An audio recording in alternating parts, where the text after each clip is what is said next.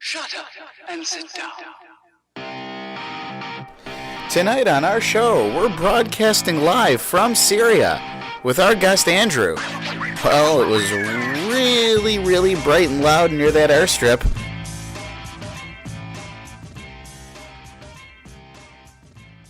And that's when I said that was not a fart. Oh, I think we've all been there, right? Yeah. Yeah, that's okay. It was embarrassing. Needless to say, I had to throw those underwear away. Yeah. How many pairs do you have left now? Oh, God. I don't even know. Probably less than 5. Well, that's the thing. You know, as men, we create a bond with our underwear.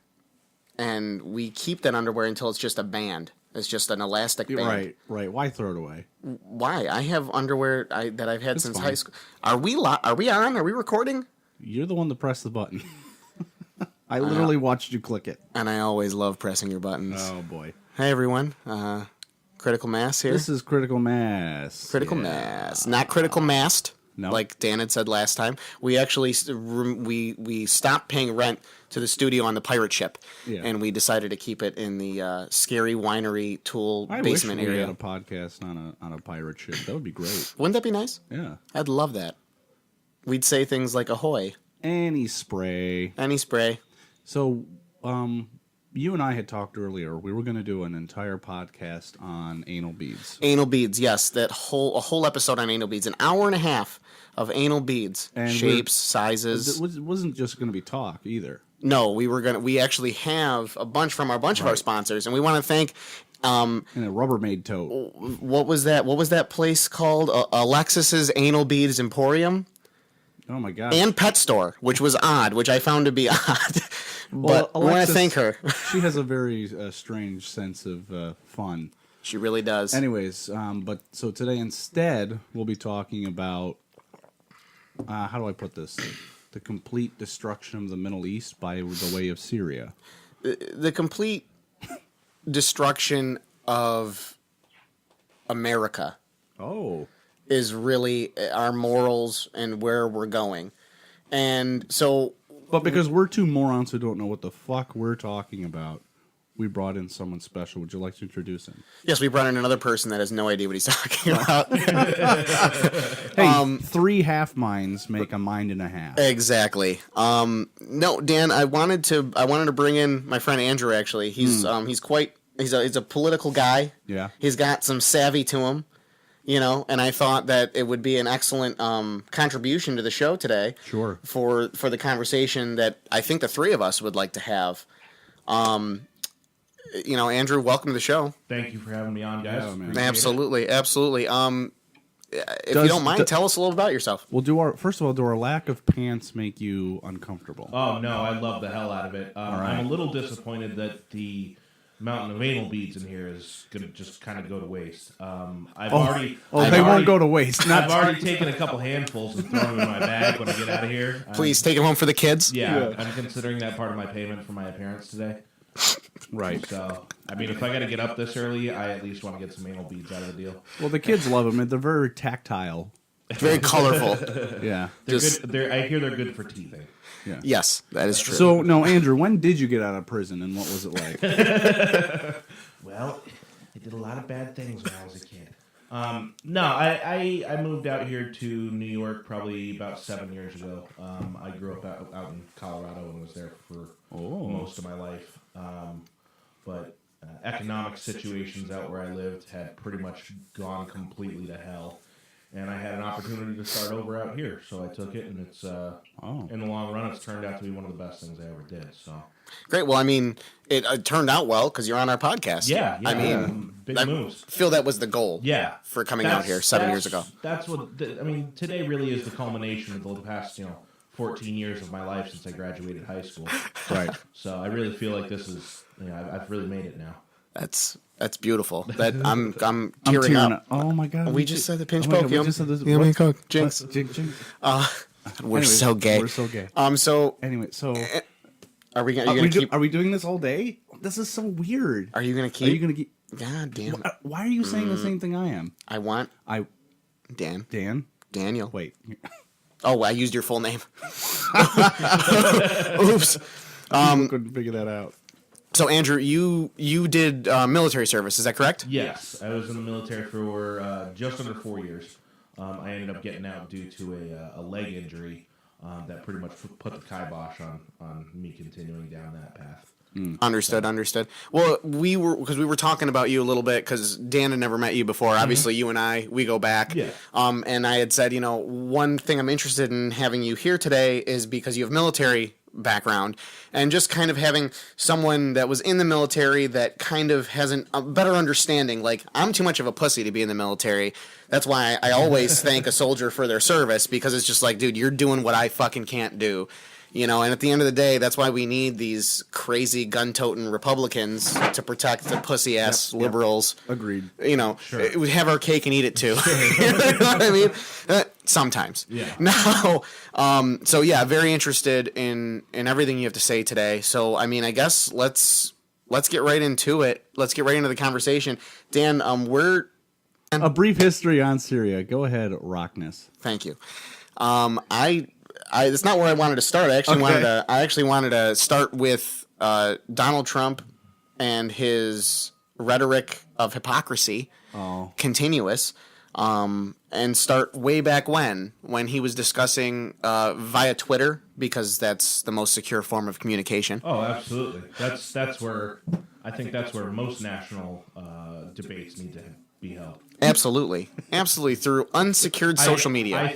I think that there is no pertinent opinion or idea that can be had about the governing of the free world that can't be said in less than 140 characters. Well, what I find really fascinating is the idea that so sad. The man, for his own brand and I guess maybe political means, became really prevalent on social media, 5 or 6 years ago. When he became all of a sudden he was a Republican. Right.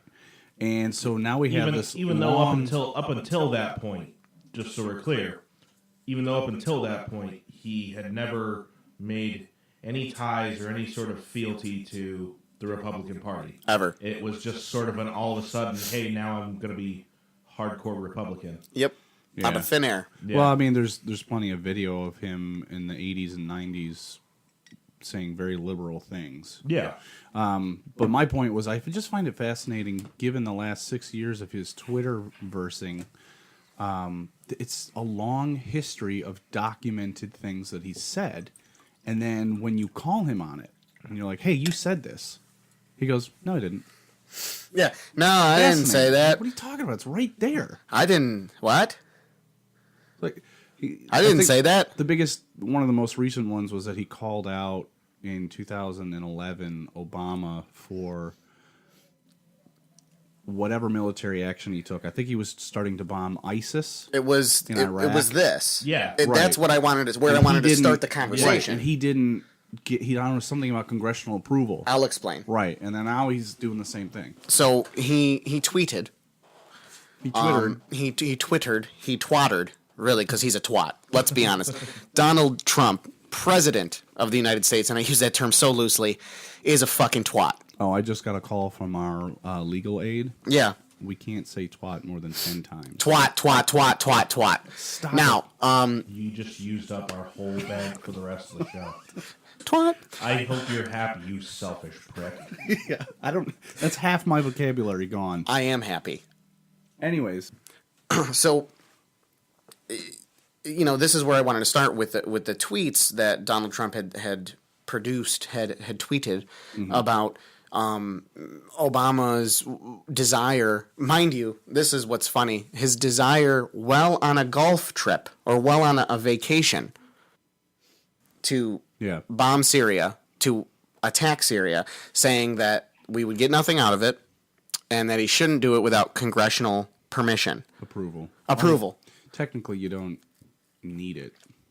Technically, you don't because he's commander-in-chief, but at the same time, he's running his mouth about this shit. Yeah. And what happened? And that's, Andrew, please.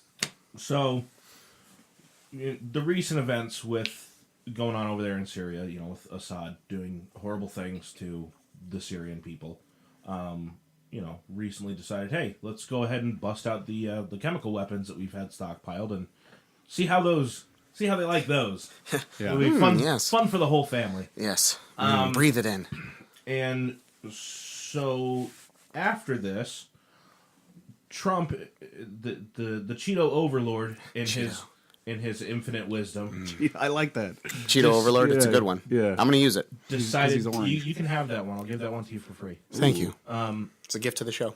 Decided that his best course of action would just be to launch a shit ton worth of missiles over there. This wasn't done after sitting down and really talking to your analysts and experts and getting people's ideas and opinions and really planning things out.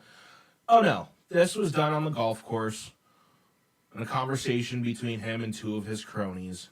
A knee-jerk response. Yes. Well, yeah. if I may quote, what was it? What's that news show within SNL? Saturday, The Weekend weekly- Update. Yeah, Weekend Update. Weekend yeah. Update, where Michael Che said he's on vacation ordering missiles from Amazon Prime. Yeah. I mean, I like that. Yeah. really? Yeah, that's about right. Yeah, and furthermore, he's made other international decisions while at Mar-a-Lago as well. Remember that restaurant he was dealing? Yeah, I doing mean- shit with Japan or whatever it was. Yeah. Like, really, you're about to undertake an action that's going to significantly change the global political climate. Yeah. And you're going to do that from the Okay. 15th hole Yeah, with you and your two buddies. yeah. Time to get back to Washington, maybe. That'd be like Yeah. the three of us, like, sitting around having beers and me being like, hey, what do you guys think about overthrowing a small country? You guys, you guys good with that?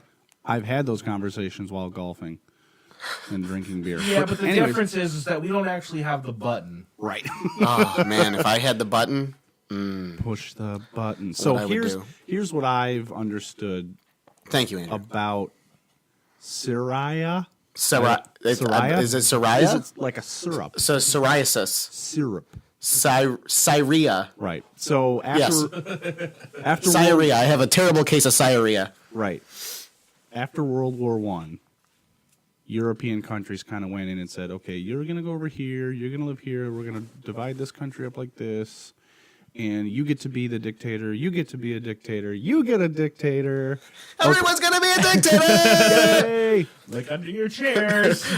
And so Tunisia and Egypt begin thinking, you know what? Cut we out don't- of European countries. recently, like the last 10, 15 years, Tunisia and Egypt were like, you know what? Fuck these goddamn dictators. Tunisia Yeah. and Egypt. And Egypt. Yeah. They go through what people are calling an Arab Spring. Yeah, Okay? I So Egypt remember. and Tunisia successfully The buzzwords. protest, and get their guy out of there. Yeah. And they're like, okay, that was easy. So now we got our freedom. That's cool. We'll run our own ship. Then Libya, with our friend Muammar Gaddafi. Oh, he's a good man. Same thing happens. People peacefully protest, and he's like, "Yeah, you know what? I'm gonna fuck you up if you do this to me too." So there was a little bit. That's what I like about him. There was he a just little bit of- he just grabs life by the horns. He did not take any shit. Not Right. at all. What a So great there was man. a little bit of fighting there. It didn't Yeah. go so smoothly, but they eventually got their own freedom, and they raped him in the asshole until he died. I'm not Yep. kidding. With a broomstick. Was it a broom? I thought it was a knife. No, he broom did handle. get stabbed several times, but yeah, the very heavy and forceful sodomy was done with a broken broom handle. Yeah. Ooh. Anyways, Speaking of, I So thought that this didn't- wasn't the anal beads episode. that didn't go quite to plan, but it still kind of worked out in the people's favor. Okay. Yeah. And keep in mind, all these countries are a heavy majority Muslim. Yes. And one of the biggest majorities of Muslim is the Sunni Muslims. Now, I'm not going to really get into the difference between Sunni and Shia. I believe Sunni says, okay, after Muhammad died, it was supposed to be a family member, but we're just going to leave it up to the community. That's kind of their whole thing. Okay. So there's all these different sects of Islam. Yeah. There's Just like there's all these different sects of Christianity. Oh, don't even. You know me So- and Christianity. Let's not open Right. that right now. So, one of the smaller sects it starts with an A. I can't remember what it is, but it's about 10 to 12% of the population in Syria. Yeah. And that is what the royal family is. Assad is a part of that very small minority of Muslims. Okay. And I was trying to see where you were going with this, but now Right. the pieces are So- coming together. Assad, when he takes over power after his dad, I think his dad died or something like that. It was like 12 years ago. Starts saying, okay, hey, let's just chill out. Everybody can have a job. The economy's going to be great. I mean, I'll let in all kinds of Christians and Jews and Muslims. Anybody that wants to live here is fine. Yeah. Kurds, whatever. And then, because I believe he was actually elected. Yeah. Okay. So he's like, oh, cool. Everybody happy? Okay, now fuck you. I'm going to take away your jobs. Only if you're within this 12% of Muslim people are you going to get a job. And the rest of you can go fuck yourselves. And so what they started to do is they saw that Egypt and Tunisia had peacefully taken over their governments. Wow. So they showed up with little, I don't know what the plant was, but little leaves and flowers in the streets. Yeah. Peacefully saying, this is not okay. We got to stop. Yeah. And so what does Assad do? He just starts shooting shooting them. Yeah. He's like, no, motherfuckers. I am Just- not Muammar Gaddafi. I am Assad, and you will fucking listen to me. Yeah. And it just, from there, just shambles. You got all kinds of different rebel groups coming in. You've got Russia over here. You've got Saudi Arabia who is interested because there's reserves there. There's oil reserves. It's at the end of the day, dude, oil, It's money. insane. There's so Money. many different aspects of this whole thing. It's crazy. How Follow many the other- money. And Right. you know, So the region has been completely destabilized, ironically, because people wanted to peacefully take their countries back. But there's just too many assholes over there that are pretending to be rebels as well. yeah.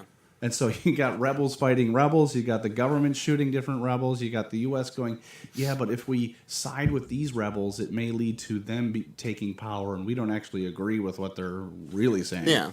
So Obama and Trump can't necessarily side with these rebels, Yeah. with the people, because when they do take power, they're just going to be assholes too. Yeah. Right? And that's some of the ongoing problems you see with a lot of this stuff over there is that the next group that's just waiting with bated breath to jump on the throne Precisely. is more of the same bad shit. Right. Over and over and over again. Yeah. Yeah. So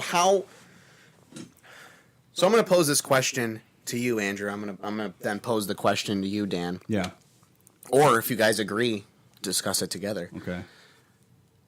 How do we fix it? Let's fix it in this basement today. Okay. Fix it. Andrew, you start. So the thing I found over the years in discussing politics with people is that too many people, it's become such a thing in our culture and in society today that you don't talk about politics.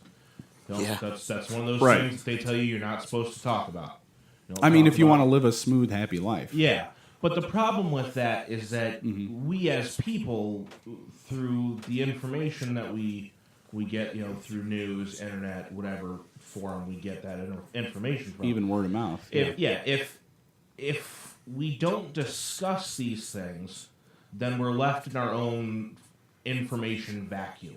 Right. If you will. Mm-hmm. The only side of the story in the world that you're getting is whatever side you have decided to read into. Right. Yes. So It's within your world purview. yeah, so you're not seeing anything from outside of your little bubble. Mm-hmm.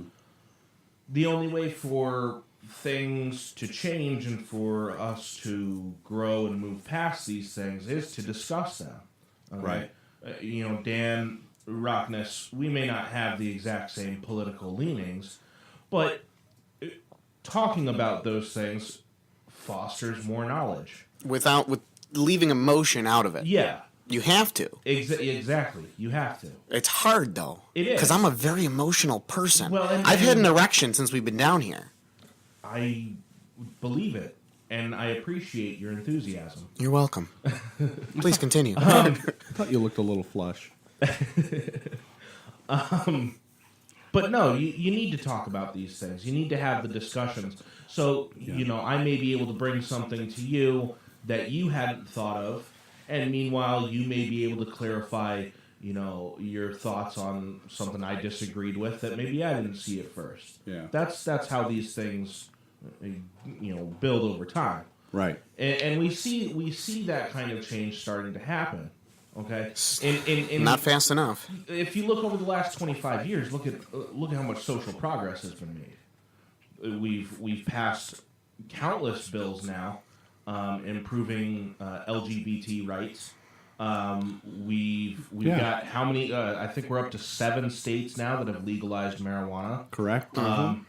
Should be all of them. We're making changes because there's more of us in the younger crowd now that are having these discussions and are raising our voices and saying, hey, these are concerns for us as we move forward. The problem is that we still have a very large subsection of people that are still locked in their own little information bubble, and they're perfectly fine with that. They don't want to hear anything else. And if I may touch on that for a moment, and I love where you're going with that.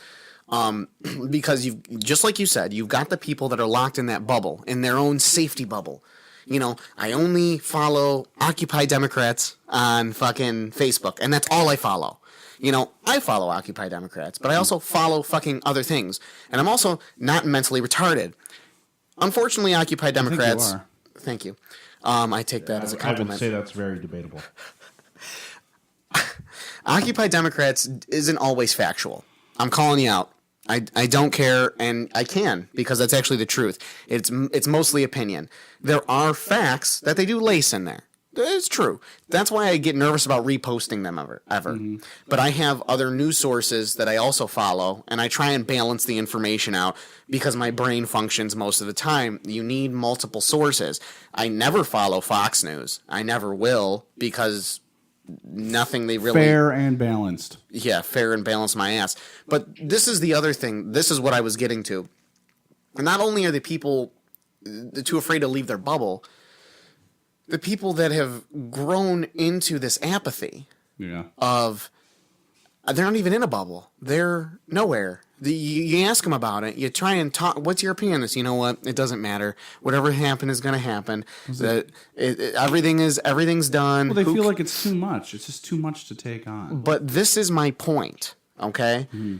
In 1930s, 40s Germany, okay? Yeah. It was that apathy. The people that didn't want to stand up, that didn't want to say stuff, that didn't want to open their mouth, that allowed the atrocities to occur. I am sorry, and I know I have said this, and I have beaten it like a fucking... Well, I'm beating a dead horse. That's what I was trying to get to.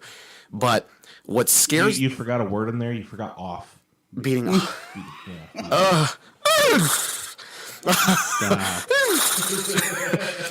The horse came. There goes PETA. They were lined up to be a sponsor. Now they're gone. Really? Yeah. God damn, I was going to read from the copy in a second. They just Twittered it. Damn it. God damn it. But the rise of power of Donald Trump and the rise of power of Adolf Hitler is just so strikingly similar to me that it keeps me up at night. But if I can, here's the big difference, okay? Whereas Adolf had a very... Okay, I don't want to say very long. He had more of a build-up. There was a lot more build-up in him coming to power. There was a lot more time of him rallying the troops and doing his... It started incredibly with the end of the First World War. Yeah, but he was a radio host. Exactly. He was a fucking radio host. Donald Trump. Reality show host. Yeah. But here's the thing. The similarities. Here's the thing. Okay. They were both men, see? Same thing. Don't start with me. By the time Adolf came into power, he had the whole nation behind him. Mm-hmm. Everybody, the entire German had bought into what he was talking about. I'll tell you one group that didn't. The Jews. But they were a very small minority in Germany at the time. Yeah. Fair enough. Okay. He had all of the German people behind him. Okay.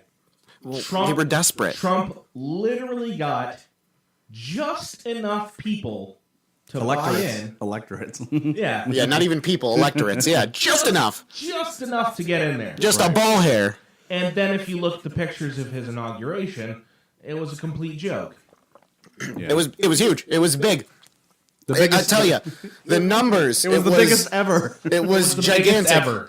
Yeah. Oh my goodness! I saw so much of the sidewalk And the grass. There was so much grass and sidewalk. It was wonderful. This is what really gets me. Fine, I disagree with you on policy, sir. Yeah. Fine, I disagree with your hair, sir. You know what Very I'm saying? much. Fine, I disagree with the fact that you allow your wife to live in Trump Tower while we pay the fucking bill, sir. But And the vacations and the just Mar-a-Lago. man up and say you were wrong. Just say, oh, you know what? I thought we were going to have the biggest crowd. Looks like we didn't. Oh, well, moving on. And you know how much You respect can't fucking do that. he would get from me But here's just by admitting. Yeah. the thing you have to understand with Trump, though. The guy is a complete narcissistic maniac. Oh, yeah. He's a crazy person. Yes. He's a fucking crazy person. Yes. Yeah. Trump is a man that has absolutely no idea what he's doing. No clue. Not the faintest idea. Not at all. He ran for the presidency thinking it would be a fun time. He ran because it was a resume builder. Yeah. Oh, yeah. Yeah. His brand got out there so Plain many and times. simple. Yeah. His last name is his brand. So he just ran on a platform of, I'm just going to yell whatever you want me to. Really, it's like that episode of Family Guy with Lois running for mayor or Quahog. Yeah. And she gets up there at the debate. And She every time realizes she gets she's up there, losing. she just goes 9/11. Yeah. And everybody starts. I remember that now. Yeah, that's basically what Trump did all the way Yeah. to the presidency. Yeah. And blamed Obama for everything. Literally everything. Yeah. And Yes. and people bought it and they believed it. Okay, Obama had his flaws, but let me tell you something. I'm sorry. He was a goddamn good president. And if you have an issue with that, then I think you're stupid. Yeah, but and here's the thing. Going back to the information bubble that I was talking about, I talk to a lot of people about politics. I'm not afraid to have those conversations with the right people that I Right. feel can handle that kind of conversation. Okay. Anybody that I've talked to that was a Trump supporter has had absolutely no other political knowledge outside of this election. Oh, yeah. Yep. I would safely say Very, very little. 90% And this- of Trump supporters. Yeah, and I'm not saying. Maybe I'm not following what you mean. What I mean is this, okay? Not that I think that Hillary would have been great. I don't think so either. I think we were pretty much left with, at the end of it, it was either a douche or a turd sandwich. you Right. know? Exactly. So, but what I found in talking to people leading up to the election since then is that the people who followed Trump and voted for Trump Yeah. are not people that are politically savvy. They're not people that are reading, news from various outlets to make sure that they're cross-referencing their information or anything like that. They're not listening to what anybody else is talking about. All they saw was this guy who stood up and started screaming the same ignorant, closed-minded stuff that they themselves maybe not consciously believe, but at least believe enough to go, yeah, this guy's got the right idea.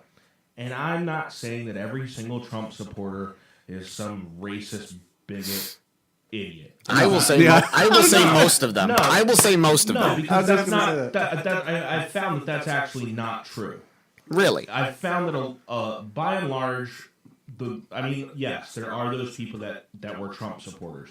But a lot of secret racists. A lot of They're the, excited. yeah, we get to do this stuff now. Oh my god, I can say the N-word and I'm white. And I'm angry Yeah. for being white, for getting all the privilege ever. No, what I found actually is that a lot of people that supported Trump are people who, A, don't have a whole lot of political knowledge necessarily, and B, in that ignorance have sort of sunken into the we're tired of the same old crap kind of thing. And they've gotten into that mindset where everything every politician ever does is horrible.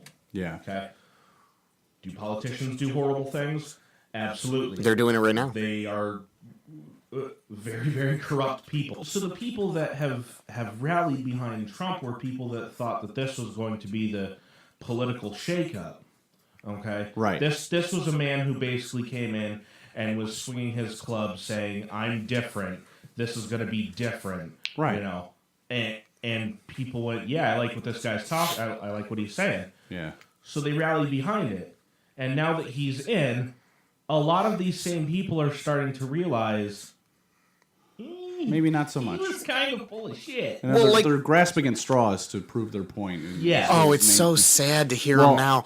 You made a connection between Trump and Hitler. Yes, But I think always do. From the conservative standpoint and those that were Trump supporters, I think they'd rather draw a parallel between him and Reagan. Well, Reagan was one of the worst presidents of all time that created the most criminals. And this all ties back to the worldview that Andrew was just talking about, that when you live inside of a certain set of ideals, your principles then guide every decision and thought that you have. Correct. So for them, when they watched Carter, who didn't he win a Nobel Peace Prize?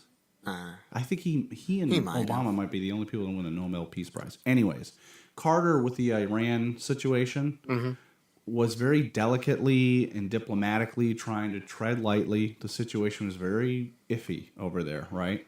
But the Iranian hostages weren't let go until Reagan took power. Soon as Reagan got to office, Iran was like, okay, here you go. What did that do for the Republican base? It made Reagan look like a rock star.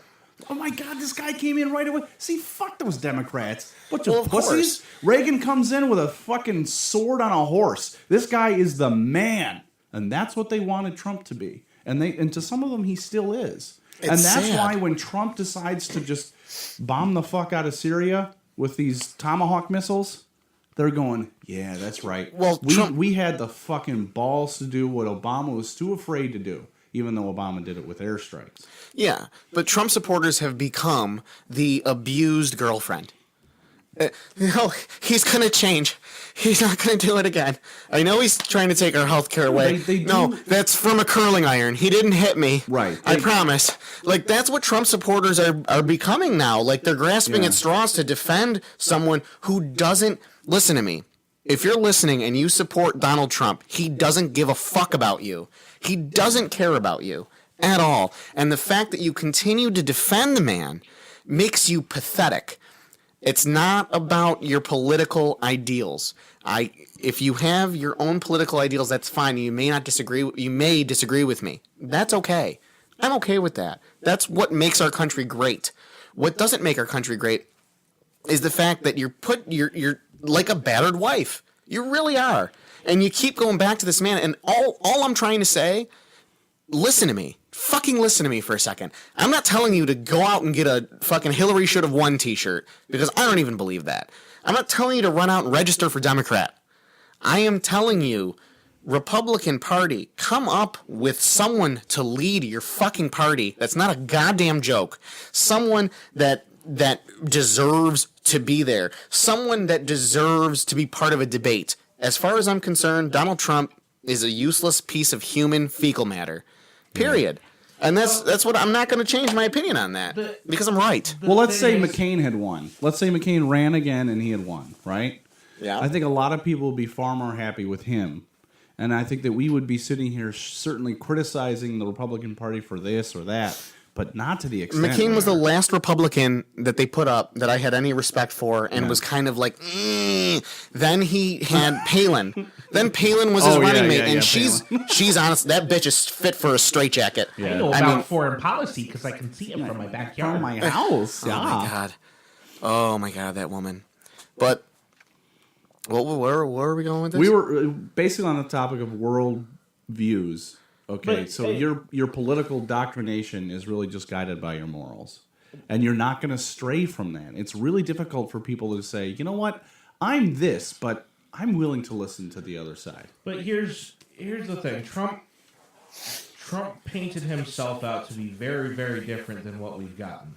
And a lot of people bought into that. Bought her hook, line, and sinker. Now, I've at no point during the election did I think that he was going to be the next big thing for us. No. But your brain works. Your brain actually functions. Yeah. After the initial shock of, holy shit, that actually just happened when he got elected, I thought to myself, okay, let's hold off for a second. Yeah. Let's see what happens. Maybe this guy will come in. He's going to have a different view on stuff. He's going to have something different than the standard political view. Yeah. It's definitely going to be something rather than business as usual. And that mentality is not necessarily wrong if you surround yourself with people that can give you a better picture of things. And he did not do that. No. Unfortunately, a lot of politicians don't do that. When they get into some place of power, they surround themselves with people who agree with them. Yeah. Because it makes their job easier.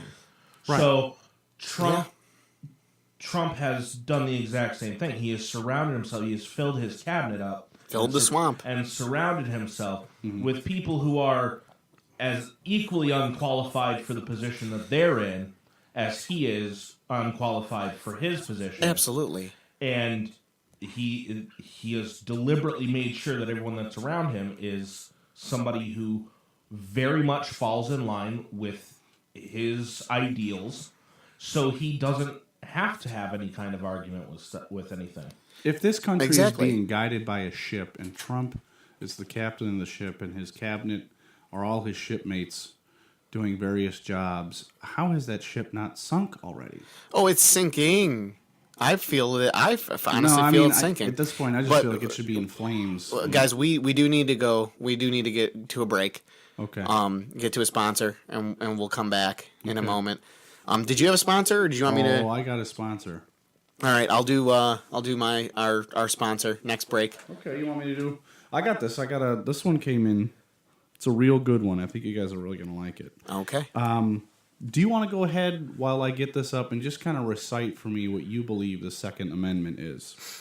What I believe the Second Amendment. Yeah. What is? does it say? It's the right to bear arms in a well-regulated militia, to protect for the citizens to be able to protect themselves, essentially against their own government. The people's right shall not be infringed upon. No, it should Bear not. arms. Well, that's the motto of Eddie's Ammo Emporium. Now, Can't wait to hear this. At Eddie's Ammo Emporium, you can buy, sell, and trade high-grade ammo and weapons. Ooh. Yeah, not a normal sponsor for us. But Yeah, no. they're sending us money, so I said, I'll read this. The Second Amendment... The Trump administration does it all the time. Anyway, Yeah. continue. The Second Amendment says we have the right to bear arms. That's why Eddie's Ammo Emporium has begun selling ground-to-air missiles, bombs, mortars, grenades, bazookas, napalm, chemical warfare kits, and anything else you'll need to protect your home from intruders or the inevitable day when the government turns on us and we have to defend our families with the fury of the Lord. Eddie's Ammo Emporium.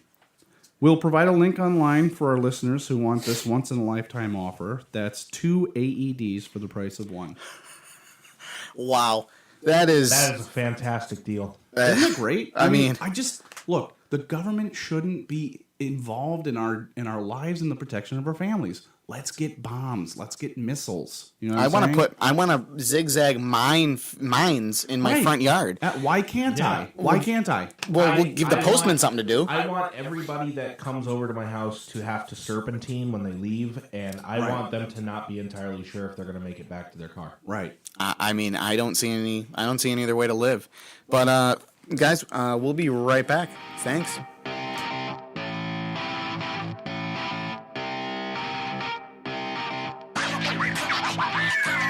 And we're back. Thanks a lot for waiting. Just to kind of draw to a close what we were discussing in terms of Syria. We cannot do a podcast about it if we can't pronounce the name of the country. I'm telling you. Do you know where Aleppo is? Shout out to you, Gary Johnson. Yeah, I asked Gary. He still doesn't know. He doesn't care either. Just to kind of draw to a close in terms of what it was we were trying to get at was that there's so much hypocrisy currently in the White House with the current administration, and that from all sides, everything people think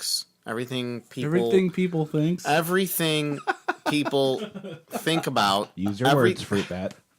Slow down. Everything people say is through a filter of whatever the bubble that they are in whatever bubble they create for themselves based on their views, their morals, as you had said, Dan, and then those that are just apathetic. And when you're apathetic, you're condoning and you're allowing these actions to occur. We're in the United States of America. We may not be able to change the world with this one podcast, but at least we are voicing our concerns. Yeah. Opening up hearts and minds. We're trying. I think one butthole at a time. The reason, Mr. Monster, the reason why you really wanted to talk about this was because you really do think that these most recent strikes could be the first domino in a long line of really bad things to come. Yes. And I happen to agree with you that even a while ago, I thought to myself, if World War III occurred in my lifetime, I wouldn't be shocked. I'm not saying that it's going to happen, but I really wouldn't be surprised if it did. Well, and I believe that this could be the start of it. Well, if we could end this conversation on this point, and I'm gonna just kind of, because I brought up the whole Hitler thing and Trump. Did you? Yes, I did. You remember? You didn't. I just got here. You were very, very vocal on that whole thing. I don't remember anything, but okay. God, well, wow, we did have a good time last What night. about it? So I know I've kind of touched on this before, but you look at, again, the rise of power Hitler, the rise of power Trump. I'm going to keep this as brief as humanly possible. Number one, Hitler used rhetoric to get people on his side for, in terms of his radio show where he started to get listeners, if you will. Donald Trump, reality TV star, people were loving him from that. So we've got those parallels. Now, is this about to turn into some kind of campaign speech for RocnessMonster 2024 or something? Maybe. Then you've got now he's in power, and what's the first thing he does? Discredit the media. Fake news. Just because he doesn't like it, it's fake news. Right. First thing Hitler did, discredit the media. Right. The next thing... I really think, and I totally get what you're saying. I completely get the parallels there. The difference is it's a much different time now than it was then. Yes, it is. And Trump can go on and on about fake news and alternative facts all he wants. But the difference is, the key difference is that no matter what Trump does, he will never be able to fully control the flow of information. Yet. No, it won't happen. He can take care of all the That's true. all the main news outlets he wants. It would take nothing short of an act of God, because of the checks and balances of our. Well, remember when he system. first came in and he was like, "Okay, Park Service, Twitter, we're canceling your account." Like, he canceled all these Twitter accounts for these services, right? Yeah. And then what did they do? What is their response? They went rogue. They all just made unofficial ones. Right, exactly. So they're like, well, "Fuck you, we'll do it." You know what I mean? So he tries to, but Andrew's right. No matter how much he tries, you can't stop that communication, that flow. You just can't. And yes, I mean, I'm just drawing parallels, but there are more parallels. That's the point I'm making. So, like, the next thing he did was blame all of the country's issues on a certain type of person. Hitler did that with the Jews, the Gypsies, the blacks, gays. Trump, the Mexicans, and the Muslims. But again, whereas in 1940s Germany, there wasn't really anything around. Yeah, Hitler's coming out and saying, these people are the cause of all of our problems. There wasn't really anybody there to be like, actually, if you look at the stats, that's completely false. Yes. We have that now. I agree. I'm just drawing these parallels that do scare me. Are there checks and balances now to allow what happened in Germany not to happen? Yes. But does it still scare me in terms of his tactics? It does. I'm sorry. So then what does Hitler start doing? Mass deportations. Which is what Trump wanted to do. Well, it's happening. ICE people are fucking taking people out. And not only that, they're as a deterrent for illegal immigrants. This is a fact. They're separating the families at the border. Yeah. They're separating the families at the border. That sounds very Hitlerish, if you ask me. They're people. Yeah. Okay? And then the attacks. And then now we're pushing forward. Well, we're not trying to invade Syria. No, not yet. I'm just saying there are just these parallels. But let's move from this. That's just my thought. That's my opinion, whether you agree with me or not. That kind of shit keeps me up at night, especially when I have grandparents that have told me stories from camps. They weren't Jewish, so my grandparents weren't in they weren't in Auschwitz, thank God, or whatever you pray to. But they. You pray to Auschwitz? No, God. Thank God, he said. Thank God. But they have firsthand accounts of, they were in refugee camps. They were boiling grass and eating it to survive. They saw what Hitler did to their country. I heard these stories, and this shit freaks me out because I don't want my kid to have to grow up in a world like that. But I just let's wrap it up in terms of that. I went on way too long. I shouldn't have. What I want to talk about moving forward is now we have 59 Tomahawk missiles into Syria. Yeah. Here at Critical Mass, do we think this was effective? Yes, no, why? Gentlemen, whoever wants to start. It was effective in the idea that it got Trump's base riled up and saying, there you go. See? He's finally come in with his sword and he's fucking chopping it down, man. He's showing those dirty Muslims who the fuck is the boss. And we're America, we're the boss, and we're going to sling our dick around as much as we want. Okay?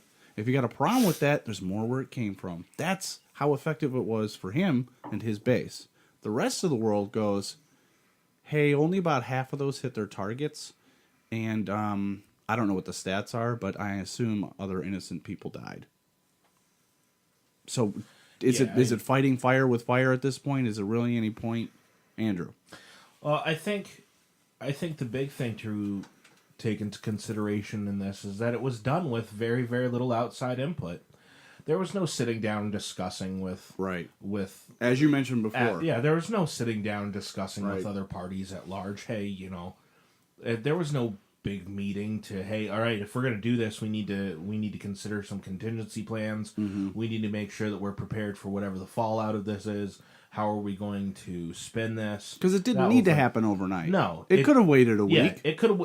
It didn't even need to wait a week. It could have waited 2 or 3 days. Right. It could have waited 2 or 3 days. It didn't need to be made right then. Right. Very true. Absolutely true. Yeah. And not that I'm not saying that what Assad did was, not. Look, somebody needed to whack that dude on the nose with a newspaper and tell him no. He needed it. Rub his nose Correct. in I mean, chemical warfare is really, really awful. Yeah, really just horrible it's bad stuff. So, but I don't think it was done effectively in the sense of being prepared for a big picture. Okay? Really taking out one runway like we did, that's what it was. It was whack on the nose with some newspaper. That's pretty much what it was. Yeah. But it wasn't done with any real forethought or where do we go from here. It was just done. What next? And didn't he do another chemical attack after?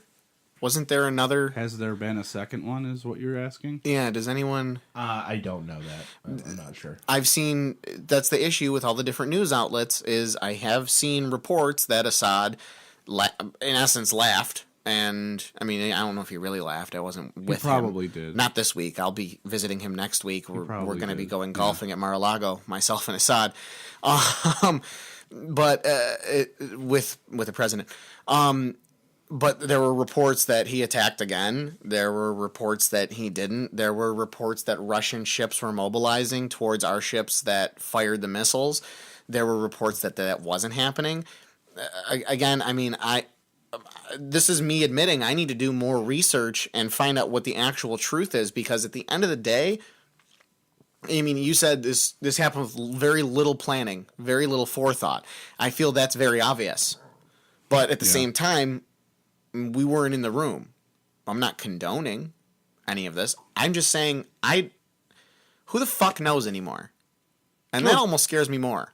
Exactly. You're right. That's what you should be afraid of. Well, that's a lack of transparency. Yeah, and that's become one of the unfortunate side effects of the information age.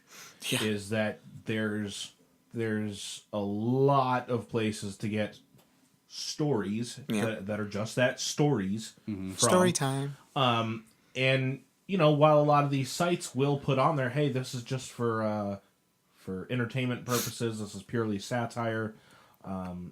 This is jokes based on facts, kind of thing. Kind of like our show. People, there was just so much information coming at us. It's tough to tell what is and what isn't true, and that can be scary too. But when I read this stuff, I've come to learn that if you read something in one place, regardless of where that one place is, you can't take it as gospel. Yeah, I don't believe anything until I've seen it at least 3 or 4 different places. Yeah, and you shouldn't take gospel as gospel either. Yeah. Let's not get into religion. Let's not do it. It's tempting. That's next week. Yeah, right. So now we've sent 57 Tomahawk missiles. 59 Tomahawk missiles into Syria. And you'd think Trump and his... So this is either 69. That's either going to fall flat where it just doesn't matter, and Assad will continue to do what he wants to do against his Sunni friends over there. Loves it. Or it will be a chain reaction, and Russia will get more involved. Saudi Arabia will get more involved. All kinds of countries that have interest will get more and more involved, and it's just going to get sick and sad, and I don't know. But do we want to go to war with Russia? The thing that concerns me the most in all of this, again, is just the lack of any kind of long-term thought that was put into it. No matter what action was taken here, regardless of what action was taken, it would have incited something. Yeah. Okay? The Syrian conflict has gotten to a point where it's become a powder keg. Oh, yeah. Something, no matter what happened, something was going to set it off at some point. My concern is that now the fuse has been lit with no thought whatsoever put into what is going to happen when that detonates. Yeah. And that's terrifying. Yeah. And what scares me more on that is current leadership. And again, this is not a liberal thing. This is not a Republican thing. Mm-hmm. This is nothing like that. I could care less what side of the aisle you sit on. The problem is that the people that are in charge of the show right now don't care about long-term planning. Correct. They've got all the money in the world. Gains. They've got all the money in the world. They could give 2 shits what happens to the rest of everybody. Yep. Right. Because they're going to be fine no matter what. Yeah, and exactly. And I saw something on the Book of Face that I kind of wanted to reference along the lines of what you just said, and I'm really actually glad you said that. And this is a quick read. I'm going to go through it real quick, and I want to just let our listeners know what I'm about to read, I'm not referencing as a fact. It is purely putting some pieces together that may or may not be real. But I will tell you this. Wouldn't be fucking surprised for a second if this was the truth. Okay. And you'll see what I mean. So Trump attacks Syria, but doesn't really do that much damage. Oil prices soar, and Assad uses targeted airstrips the next day. Putin... He still used the same airstrips. Yep. Okay. Putin sends in the Russian military. Yeah. And Rex Tillerson happens to have an upcoming meeting with Putin. Putin and Tillerson already have a multi-billion-dollar oil deal in place that's on pause due to sanctions on Russia. Yeah. I'm getting feedback from my phone here. Tillerson will lift those sanctions, and their oil deal will make Putin and Tillerson and Trump extremely rich. Putin will then desert Assad, because he didn't fucking need him anymore at that point. Trump gets the credit for victories over Syria and Russia, because we'll see that as a victory. But Putin's not going to care, because Putin just made a whole fucking bunch of money. Trump just made a whole bunch of fucking money. And Tillerson made a whole bunch of fucking money. And Trump looks like the hero for getting Russia and Syria to submit. Okay, so I had a hard time following that. Let me just recap for myself. Please do. Maybe some of the listeners, too. Yeah. Rex Tillerson, our Secretary of State. Yes. Former CEO of ExxonMobil. That is correct. Yep. Okay. Now, what that suggests is that he still has ties to ExxonMobil. Is that what you're saying? So he still runs some sort of gamut over there? Yes. Yeah. For sure? I thought he was retired. Unless he has stocks. Yeah. Yeah, okay. Yeah. There is some type of connection. There's something Financial there. connection. He still has vested interests in ExxonMobil. Okay, so he and Putin have these meetings, and they're like, hey, Syria's about to blow.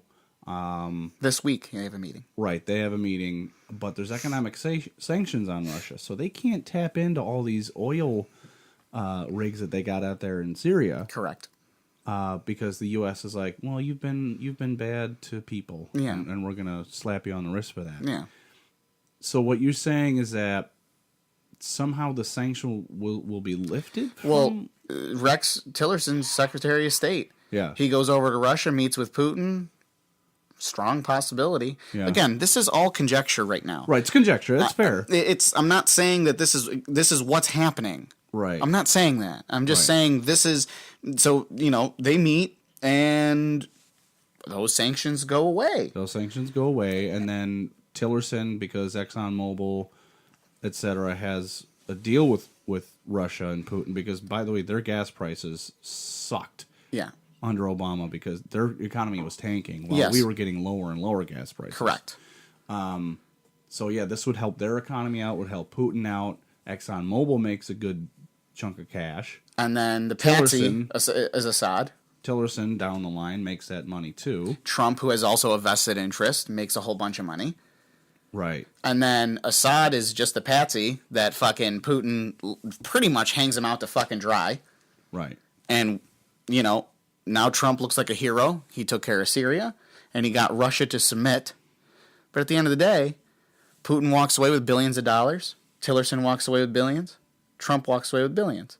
So again, it's our government, it's our world being used as a fucking monopoly board. Yeah. Now, again, this is conjecture. This may not be true. The point I'm making is I would not be surprised. Oh, yeah, of course. That's what I'm trying to say. Yeah, I agree. Absolutely. Yeah. Wow, some heavy stuff here today. Jeez. I know. I think what we need to do is we need to take a break. We need to, just for our own fun, let's test out some of those anal beads on each other. Ooh, okay. Ooh, I like where this is going. And then... Me first. and then we'll come back, Okay. and we'll get to everyone's favorite section. Fuck you. Mm-hmm. But let me go ahead and read from our sponsor here. Rochester and all of upstate New York. I don't know what I'm talking about. All of upstate New York. All of America. Well, northern America. We get a lot of snow. We get a lot of salt. We get a lot of damage to our concrete surfaces. Oh, yeah. Yeah, we do. Especially... Oh, yeah, sure. Oh, Yeah. sure. Oh, yeah. A lot of damage. And there is a way to solve that. Mm-hmm. And that's using a friend of the show, Yeah. Eagle Epoxy. What they do is they come in, they go ahead and resurface, and they add an epoxy layer that will outlive me, you, and after nuclear war, probably the 3 cockroaches that'll be left. Yeah. Yeah. Now, you can reach Eagle Epoxy for a quote Okay. at www.eagleepoxy.us. Is it a free quote? You don't know. I think so. Okay. I mean, yeah. I was just, And or you can reach them by phone. You can call them at 585-402-4971. Now, I've seen the work. It's beautiful. Yeah. I've seen the finished product. Gorgeous. And it protects your garage for the foreseeable future. And that's, I mean, I keep saying garage, but that's what most people... Or basement floors. Right? Concrete. Yeah, anything concrete. Any type of concrete. And the car, if you're a car guy, if you're like a car nut and your garage is like your sanctuary, a nice epoxy finish on your floor is great, easy to clean. Oh, yeah. You know, and again, I've seen the finished product, and I've said this before, I'm going to say it again. I will personally be using their services. Mm-hmm. So I urge you to do the same. So I'm going to give you the contact information one more time, and that is www.eagleepoxy.us, or you can give them a call at 585-402-4971. Thanks a lot. We'll be right back, everybody.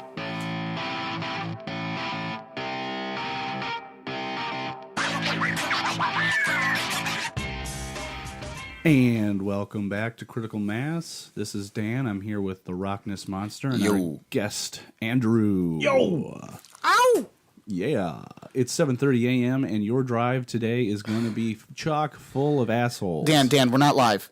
What? How many times do I have to explain this to you? No, nobody's. But the 405 is backed up. People got to know. Oh my God, I have to explain this to him again. This is a recording. Yeah, I know. They're going to listen to it later. Oh. So the 405 being backed up, it may not be backed up. I had this whole traffic thing going, though. I know. It was beautiful. So here we are in the helicopter. We're looking down on it. Anyways. So this is the part where we do our FUs. Say it. I don't want to. Say it now.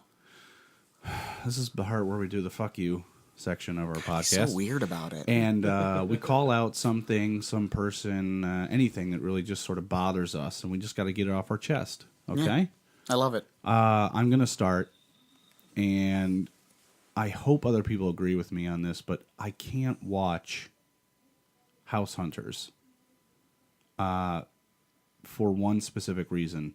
Hoity-toity bitches, and sometimes men, who... Well, men can be bitches, too. Well, I mean the female kind that are just...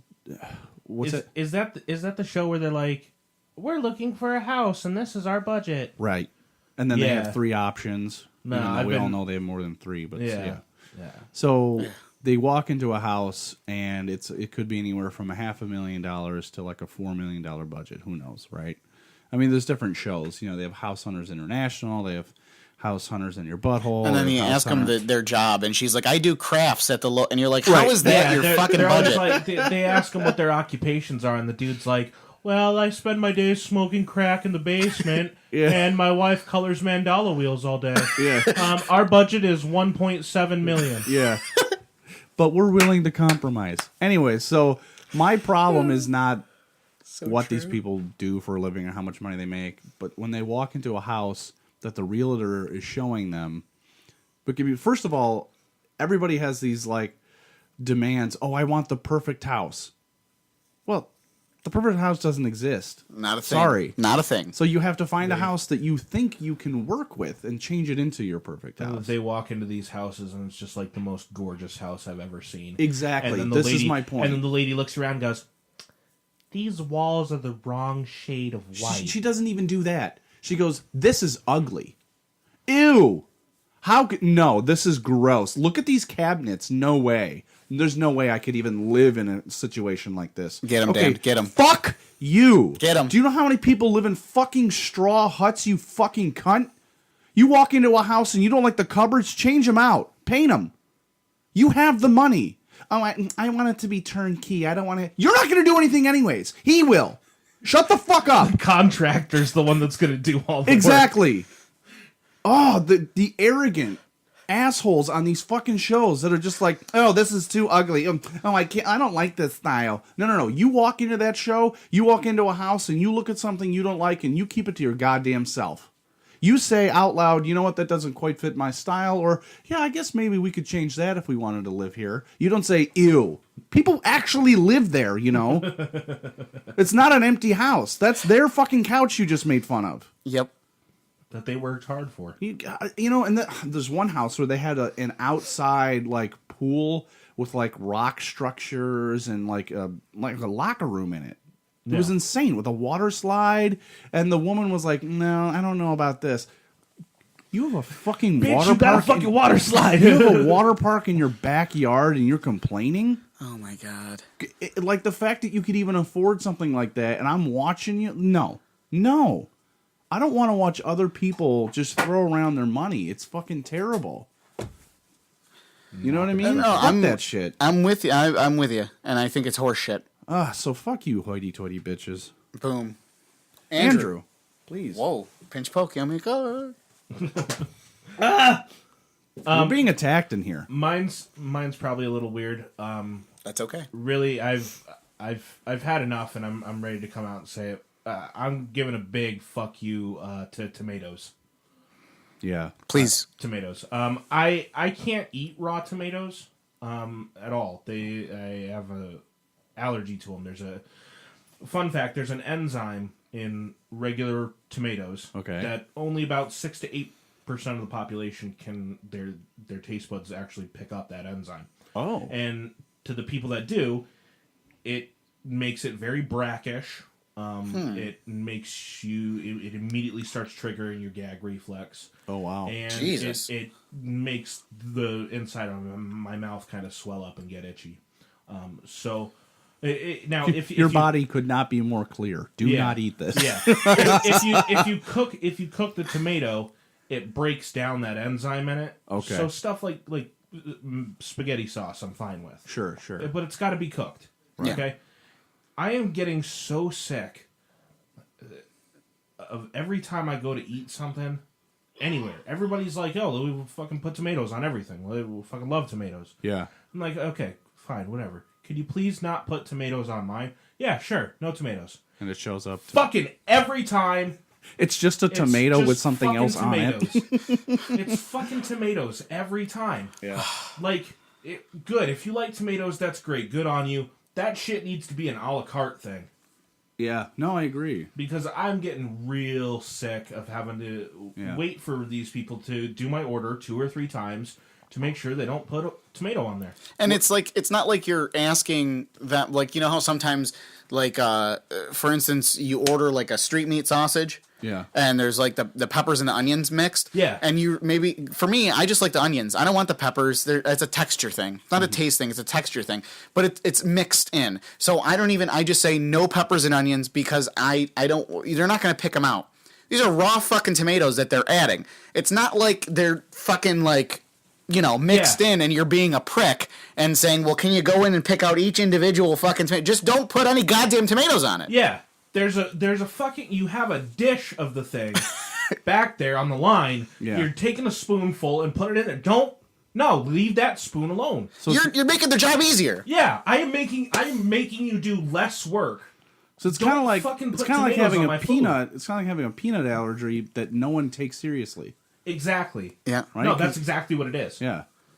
That's terrible. That's discrimination. It is. I'm gonna start getting real rowdy with Taco Bell if they keep this shit up. Yeah.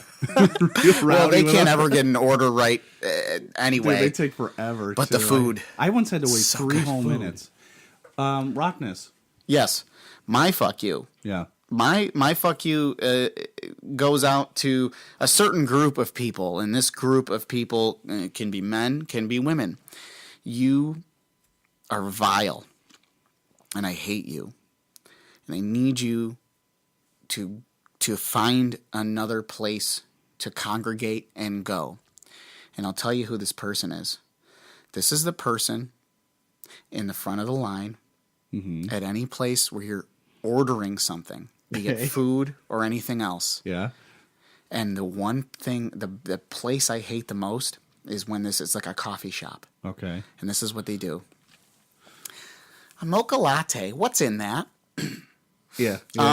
A triple double cappuccino butthole. Yeah, what comes with that? They don't know what they want.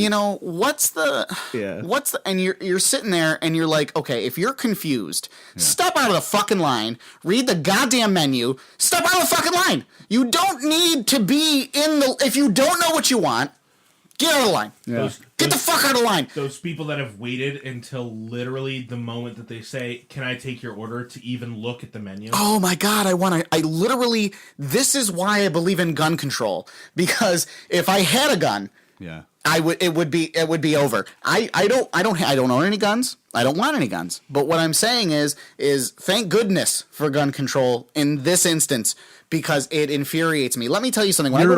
You're Will Ferrell in Kicking and Screaming. Yeah, that's when he has the club card. He's like, I have the card, and they're like, sir, we don't have cards here. And that's me in the back. But I don't immediately start with the come on. I do the the size and the. Yeah. Of course you do. Of course you do. I can see it right now. Well, she's gonna ask another question again, or he's gonna ask another question, and God damn it, listen to me. If you go to a restaurant, if you go to a place where you're gonna order food, and there is other people, okay, step out of the line, look at the menu, make your decision, get into the line. If it's a long line, you got plenty of time to make your fucking decision. I am so sick and tired of these goddamn people. Well, you make me sick. Make me sick. Let's say there's like 5 or 6 people in line. They were at the end, and they finally got up to the front, and they still hadn't figured out what they wanted. And now there's people behind them too.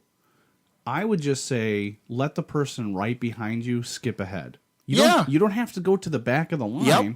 Just to buy yourself a few more minutes and allow the line to keep moving, just let one person go ahead of you. You know what? There's been a couple of instances where people have got very few. It's courtesy. Where people have gotten up there and they literally go, yeah, God damn it. I thought I knew what I wanted. I don't know what I want. They turn and look, and I'm standing there, and they go, you know what? Can you hop in front of me real quick? Do you know what you want? And I'm always like, yes, because I'm neurotic.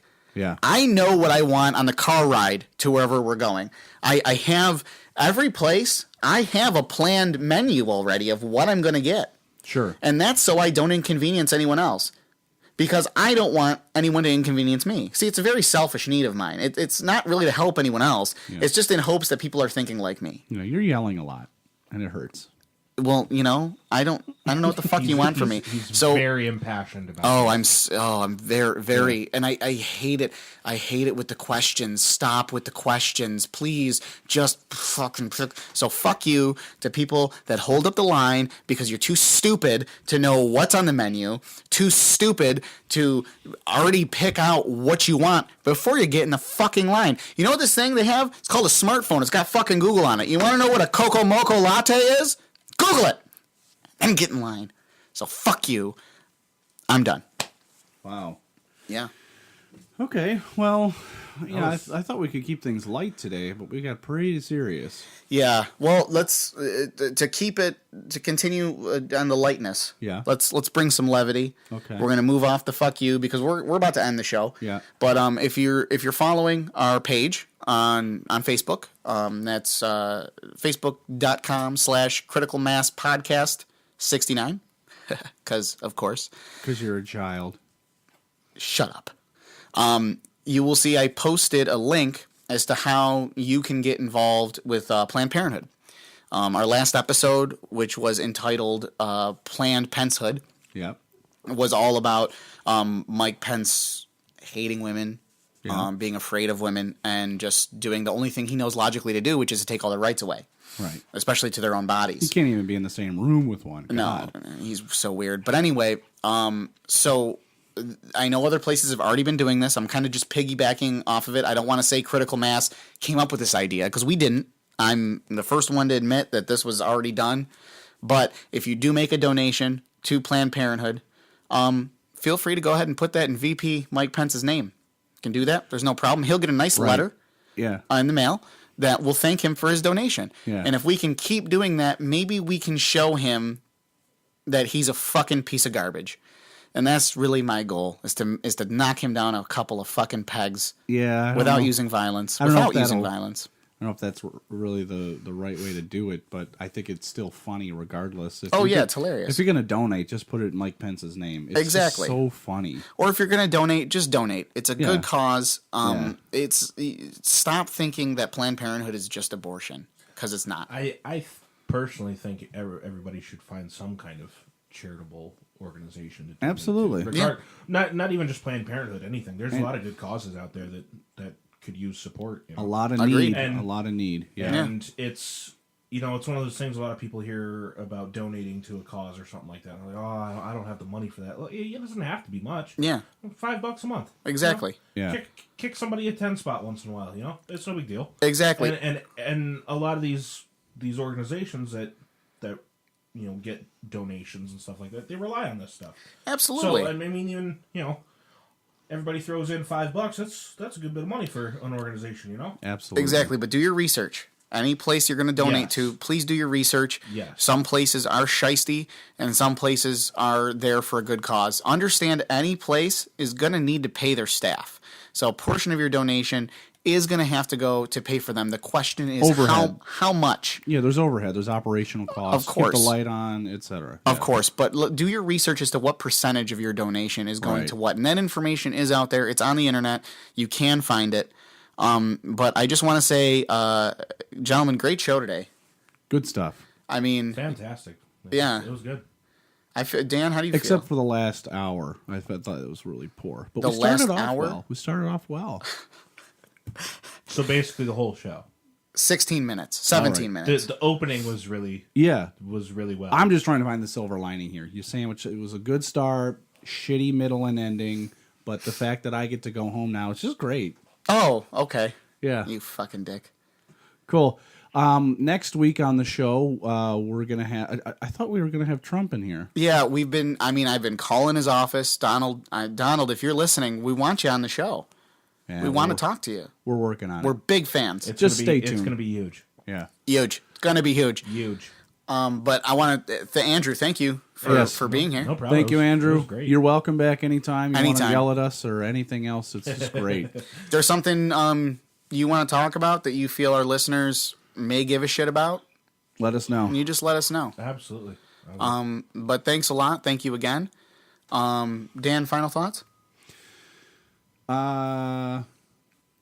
Three fingers. You're holding up three fingers. Yeah. What does that mean? We have 2 minutes left. Oh my God. Last 2 minutes. Okay. Let's do a holding our breath contest. Ready? You're an idiot.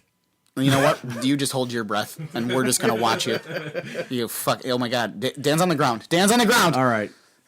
Yeah. So see you next time. Yeah. Thanks a lot, everybody. And like always, please don't kill each other. Yeah.